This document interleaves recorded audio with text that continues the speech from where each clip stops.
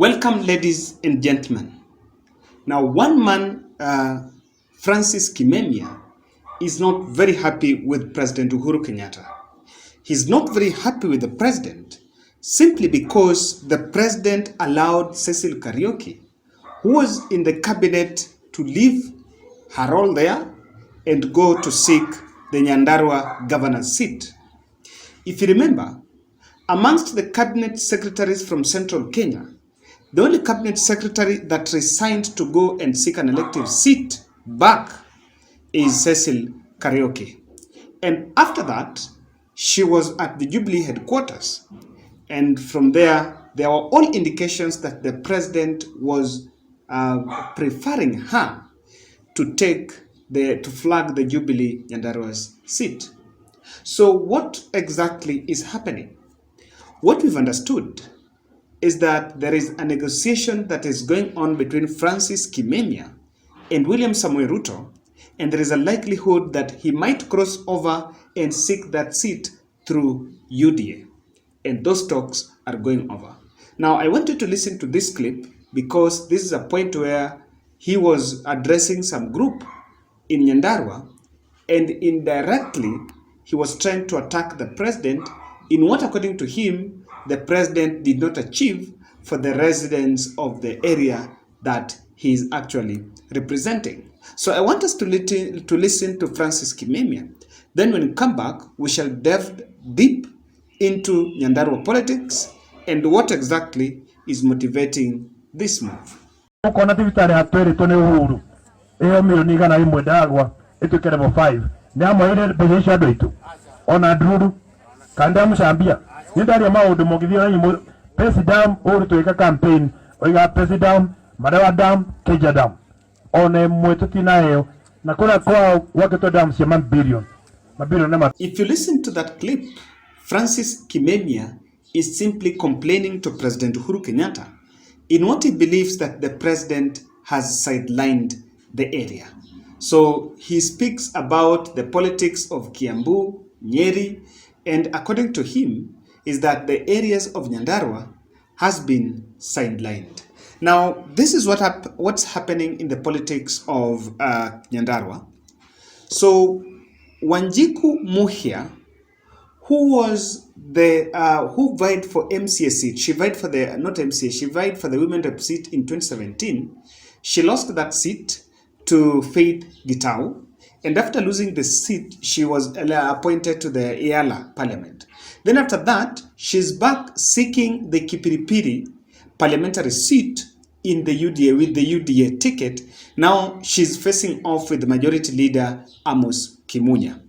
But then the current women rep, Gitau, Faith Gitau, is the one that is the one that is expected to flag the UDA ticket there. Now, according to reports that we have received this evening that are emerging, is that President Uhuru, that William Samoei Ruto is reaching out to Kimemia, that Kimemia is going to defend the seat through UDA so that Faith Wairimu Gitau could still go and defend the women's rep seat because that was her first time, or better still, to maybe seek another elective seat like Senate or an MP and a member of parliament seat. So that is happening, and that is why you will actually realize that Francis Kimemia is falling out with President Uhuru Kenyatta, and most importantly, it is because of the presence of Cecil Kariuki. You will realize that since she went there to start now playing the county politics, she's the one that has been so vibrant and the visibility on ground through the Jubilee party. So there were rumors that, of course, there was supposed to be a nomination there. So in any case, the nomination is done. But the rumors has it out that Cecil Kariuki is the best candidate according to President Uhuru Kenyatta, and Kimemia has fallen out with the president. Now, in this video, I want us to look at what might have caused the fallout between Francis Kimemia and President Uhuru Muigai Kenyatta. Because again, these are very critical political conversations in central Kenya. But number one, there is something that happened. Amos Kimunya initially was supporting Now, number one, and ladies and gentlemen, before we do that, I want to humbly request you to subscribe to our channel and please click the notification bell so that when we publish a video, you will always be getting the notification. And more importantly, make sure you can also share our videos. I want to say thank you, Sana, for people who also share some of our videos. Now, Kimemia is annoyed, number one, because Kipiripiri MP Amos Kimunya, who is the majority leader, dumped Kimemia by the time Cecil Kariuki joined that race. Now, that is there because by the time Amos Kimunya dumped, initially Amos Kimunya was supporting him, but that is already an indication that there is a deal that has been hatched at the top to make sure that he does not win that seat. And of course, by all intent, I think you cannot blame him if he really feels uncomfortable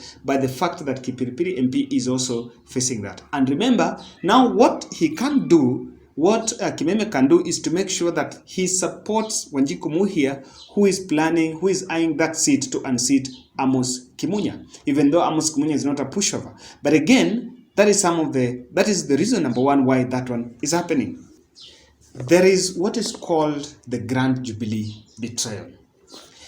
If you look very keen, it took the intervention of the president to make sure that Peter Munya do not go to face off in Meru with Kiraito Murungi. Now, even in Nyeri, Mutahi Kagwe was rumored some time back to be eyeing the governor's seat there. But the president intervened and requested that team not to leave the cabinet for those elective seats. The only person who was allowed to go there is Cecil Kariuki. Now, what I want to believe is Kimemia might have felt that is out of favor is, I think during the BBA process, some of the Mount Kenya governors that were fully behind the BBA process was Nderitu Muridhi and Kimemia.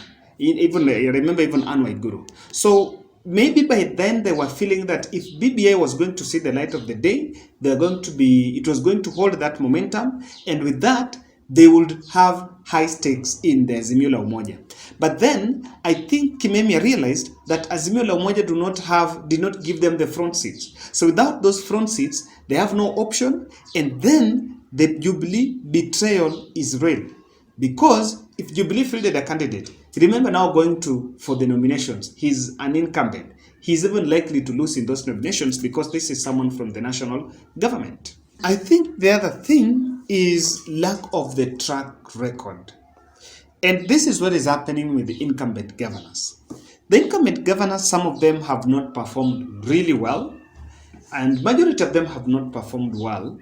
So what they need for them to get re-election is they need what is called euphoria.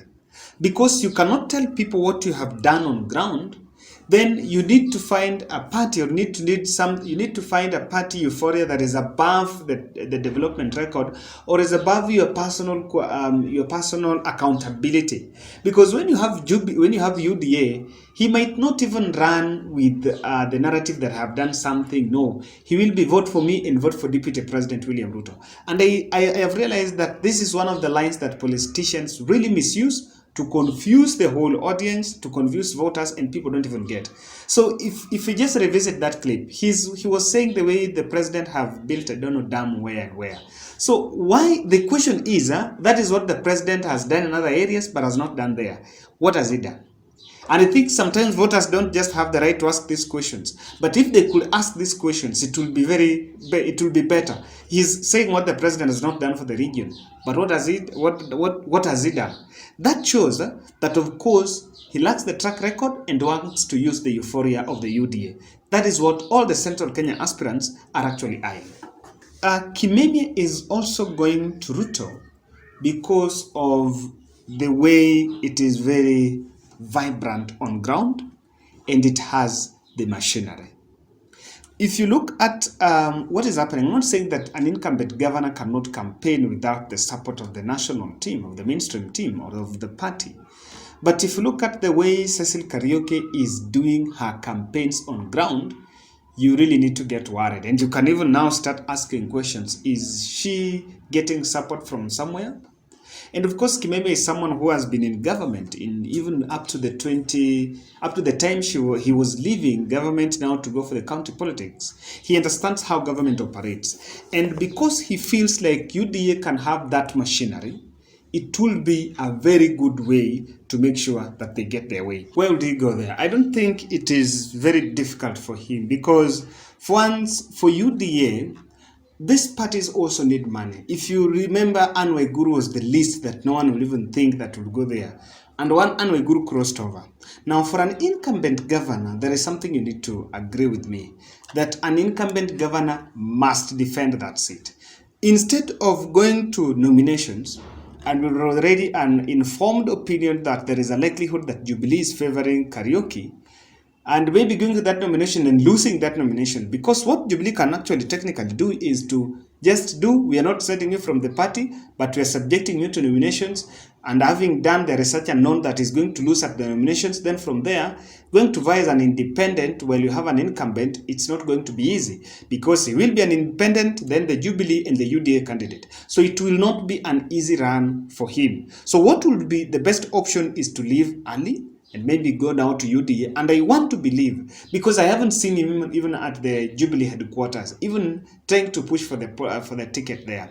It is more likely that he joined the UDA or any other affiliate party that is seen within the UDA. Then from that, he's going to use that party.